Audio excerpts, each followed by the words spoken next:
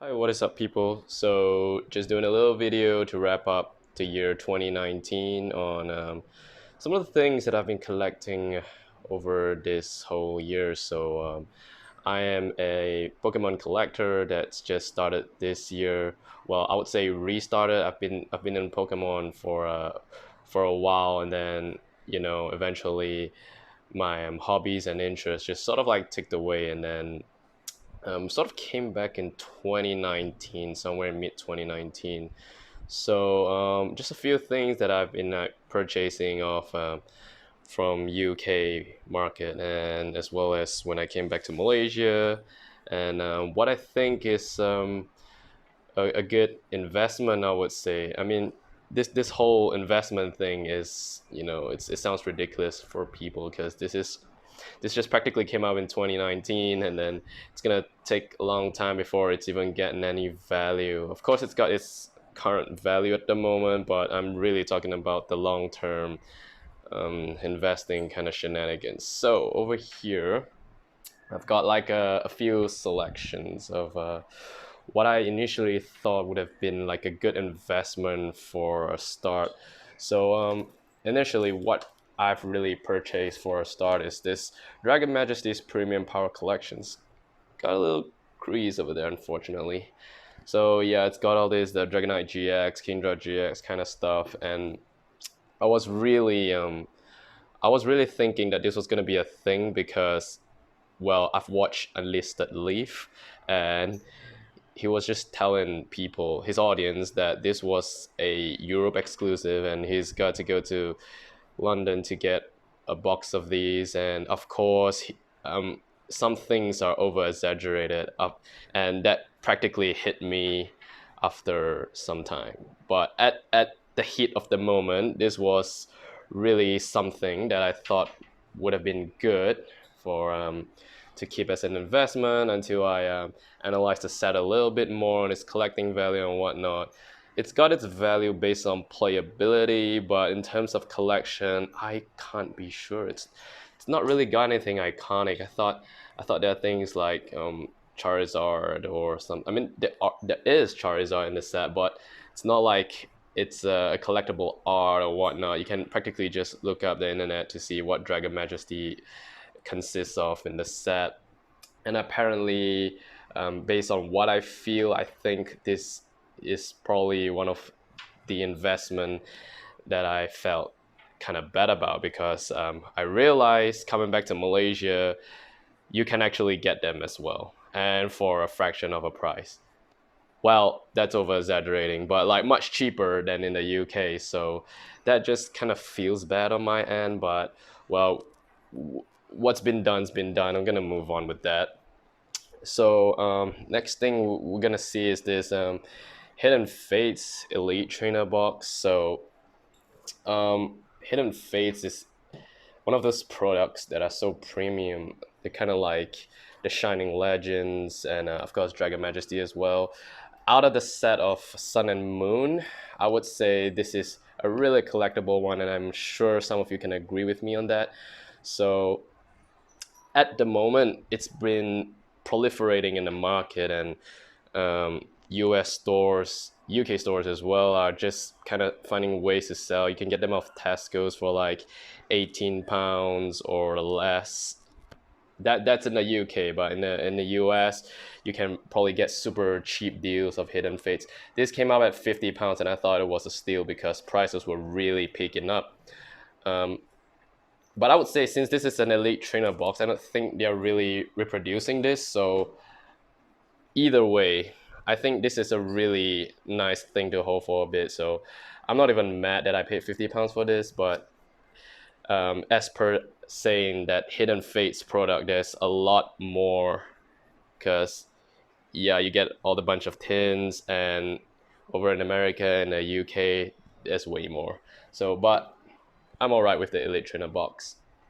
Another thing that I got from the UK is the Unbroken Bond Sun and Moon. So this one is pretty bad as well because, well, it's not that bad. I mean, Unbroken Bonds is really notable for what you call playability. I'll say the Dene GX, the Reshiram, Resh's art, and a couple of cards in there are really playable. That's what really makes Unbroken Bonds quite a thing. But I'm talking about an investment. I think this one's just really not it, you know. And then eventually prices will go down, and then it'll be kind of shit eventually. Yeah. So when we're talking about Unbroken Bonds, for very obvious reasons, we're talking about Resh's art, and there are like cards in there like the Dene and whatsoever, which will eventually go down when it rotates out, right? And Reshizard isn't exactly the Charizard cards itself. Is if this was Burning Shadows, um, as you know, Burning Shadows right now is just like it's rising in prices just because people are looking for them and you can't really get them um, anywhere straight up. In Malaysia, you don't really get them in stores just casually. So if you're buying them, they're usually up in prices because of the Rainbow Charizard GX. But when it comes to like Reshizard, it's like Reshiram in a picture, and it's still a collectible card, but it's not exactly like Charizard on its own. The same thing with Hidden Phase on its shiny Charizard thing. Eventually the price has gone down because like the supply is quite over there and people are starting to pull the shiny Charizard at the moment. But the way I see it is that it's not going to fall any lower than £100. It may potentially, but with its unique art and how Charizard is the shiny version, which you don't get it all the time, that's what really makes Hidden Fates such a pinnacle um, set of 2019 in terms of Pokemon. So Unbroken Bonds is quite there, but not really long term for collection. The same thing where Brazen Charizard GX came out. Um, it didn't really even top over the price for Reshizard. The only thing is that Charizard's in the picture. That's why the price is around there for £40 or something. But it's not really the same as Charizard. So and Brazen is, I don't really know what Brazen is, but it's just pretty weird to fit it into Charizard if you get what I mean. Because Reshiram is technically like a dragon thing, just like a little synergy there. Brazen is just like, I don't know. No discrimination. I love Pokemon, but like that's just my opinion based on aesthetics and based on eventual investments. So I bought a couple of things more in the UK. We're gonna look over at this side. Yes, I have my single cards here as well. Behind there are a couple of blisters that I bought for £5 each. I think they were like tag teams and Unified Mind stuff. Team up, I mean, sorry, Lost Thunders. Yeah, whatever. They're just gonna be in a pile of, hopefully people will look for them in the future, God knows. At the moment, right now, it's not going so great. We've got pack this package from Tesco's for I think £7.50. Um, you know, was doing really well with Pokemon when they're going on sales, and people just sweep these off really fast. At least from the Tesco that I was at, and I'm staying at Chester. It's not even in London or anything, and people are just sweeping it away. So the promotions are doing pretty well, but like honestly, you got Steam Siege behind, and that looks like a Sun and Moon base set. I don't think this is really collectible, but I'm gonna just leave that to be it. We got the Mewtwo Battle Mind theme deck. I just bought this for no reason, no apparent reason. So I'm trying to sell them off at some kind of loss or something. I don't know. That's not really a way of investing. Although I just don't think this deck, there's no foreseeable profit anytime. I would say Sky Legends was something that I thought was gonna bring in some value until they announced that the Elite Trainer box for Hidden Face, what's going on the camera? Yeah, the Elite Trainer box was gonna come up with the English version of the Stained Glass Trio. And then this thing just literally almost became pointless for me, I would say. right now I'm just keeping it just cause like I don't see a point of opening it. There's really nothing much in the set, and it's not worth me risking trying to get something out over there that's just gonna be sealed at the moment. Some of these promos that I got free from some of the bookstores in the UK. We got some loose what you call that, Steam Siege set that I got off for a steal. I think it was 8 ringgits for one pack. It's not exactly a steal since it is the worst set of XY, but I mean it's one of the worst sets. So since it was on clearance, I'll make another video about what I think about purchasing those for a cheaper price, because a booster pack in Malaysia typically costs around 14 to 18 ringgits, and this one only costs 8. So we'll come back to a video on that when I have the time. So recapping, when I came back to Malaysia, yes, I was looking for the ultra premium box that the cheapest that I saw was for 480. Not this one, but the one with the Rayquaza statue over there. But like they were sold out, and places that actually have it goes for around 560 ringgits at Mid Valley, if you know what that is in Malaysia. It's not really worth it in my point of view, and 500 ringgits is quite a lot to be putting into. So I bought this Ultra Ball Hidden Fates collection instead. This one goes for around 270 ringgits, which is still above price, but like they were selling it for 299. I guess I thought, since I couldn't get the one with the Rayquaza in there, 10 booster packs, and you got this Metagross and this random ball over here. That's just gonna be my sealed collection. I'm fine with that.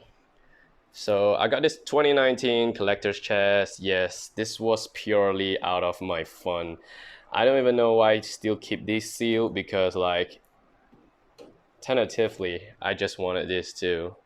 Yeah, but you know, just thinking about opening this up and then eventually opening crap out of these booster packs and pencils are really not lucrative for what I spent 140 ringgits for this box. So um, I'm just gonna keep that at the moment. One day, if I have to blow my steam off based on any kind of crap that I face, I'm gonna just open it and then show it on cam. I don't know, do a little recap on life. I bought some of these things in Toys Bar for, I would say this one's going for 8, I think 8 ringgits. Oh, it would be 12 ringgits without discounts, but that's just for fun. It's got like some of these portraits in there. Show you this. Yeah. I think one of 16. There's only one portrait in there. So one of 16 possible portraits are located in there. So I'm not really gonna open it. It's not really for investment, but like I got a ton of crap that I prefer to have them sealed just because they have some kind of sealed value.